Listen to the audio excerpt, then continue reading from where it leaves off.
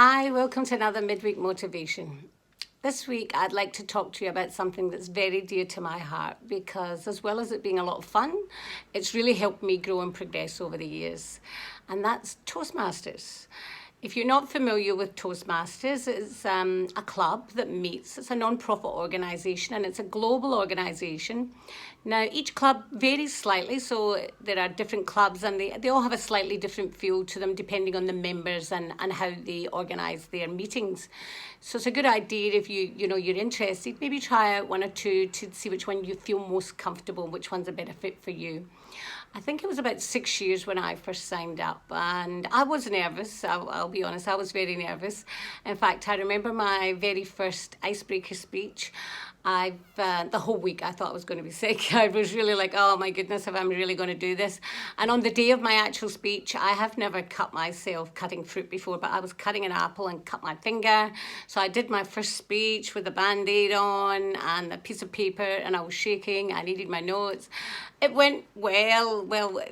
I did it. I don't know how well it went. I'm not saying it went well, but I look back now and think, oh dear. But the whole point is I did it. You get the first one over and done with, and then you keep going. And obviously, if you repeat something, you learn, you grow, you improve. That's the whole point.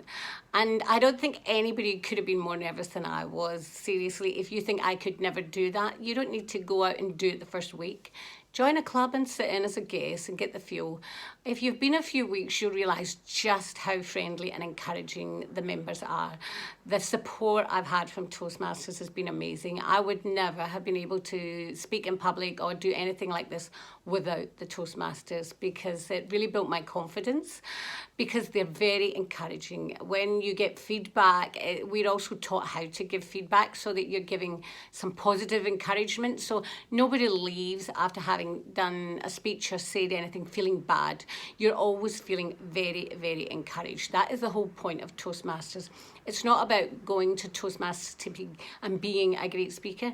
The whole point people go to Toastmasters is because they're not great speakers.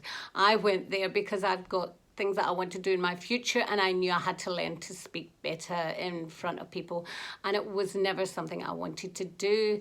But hey, who knew? I actually really enjoyed it. Maybe not the first or second time, but once I got a feel for it, I thought, oh yeah, I'm getting used to this, I can do it. I still get nervous if I do an actual speech. There's, points to remember, and the nerves are a good sign. I just translate it and tell myself I'm excited. The good thing about Toastmasters is you don't need to go with a buddy. You can go on your own. I went on my own. So if you're thinking, who can I drag along? You don't need to drag along anyone. Be brave. Just get out there and do it. And they make you feel very comfortable, because they actually have a committee that's all run by the members. Once you've been there a while, you can volunteer and be part of the committee. So there is a member who actually helps to greet new members. So you're made to feel welcome. Nobody is left out. And it's a diverse group of people, which is what I love. Anybody who knows me knows I like my diversity. Toastmasters is as diverse a group of people as you're likely to meet, because you get all ages, all walks of life, all nationalities. I think one of our meetings must have had about nearly close to 20 different nationalities in it.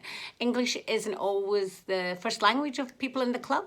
Some people do go along who mainly you get students go along because they want to improve their English. So the levels of skill varies very, very much, from complete beginners to some people who are really starting to know what they're doing, and they often take different roles in the club as well. So this week will be my first meeting back for a while, and don't worry about the lockdown, because they have overcome that with the joy of technology. I've never done a Zoom Toastmasters meeting, so this will be my first Toastmasters on Zoom. But hey, it's a new experience. So if you want to learn something new, meet interesting people, be made to feel welcome, and give yourself something creative to do, I'd highly suggest looking into Toastmasters. Have a browse around. You're under no obligation. Go along as a guest and just watch one night, or join a Zoom meeting and watch and see how it goes.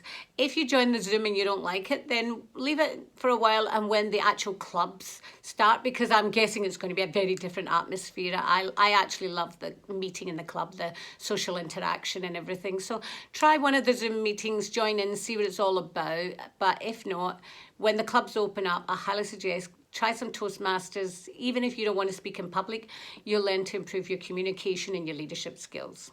So I hope to see you at one of the meetings someday soon. Have a good week. Bye-bye.